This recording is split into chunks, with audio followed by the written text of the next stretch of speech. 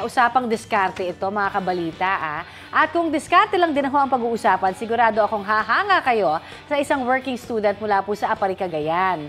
Bit-bit po ang mga panindang popcorn. Ayan, porsigidong makabenta po sa kanilang campus ang third-year college student na si Brian Gonzalez de Leon, o mas kilala bilang si Popcorn Boy.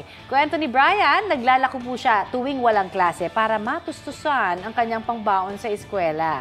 Ayon naman sa kumuha ng video na si Lander Estrada, binid daw talaga sila sa sipag at tiyaga ni Brian na dati na rin daw na masukan bilang construction worker. Kasalukuyang kumukuha ng kursong Industrial Technology sa Cagayan State University si Brian. Kung ano man yung gusto nyong gawin sa buhay, ipagpatuloy nyo lang.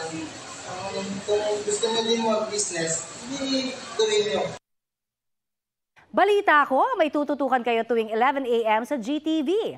Alamin ang mahalagang balita at impormasyong dapat ninyong malaman sa Balita Ko tuwing Lunes hanggang Biyernes. Mag-subscribe din po sa GMA Integrated News sa YouTube. Sa mga kapuso naman abroad, maaari po kaming masubaybayan sa GMA Pinoy TV at www.gmanews.tv.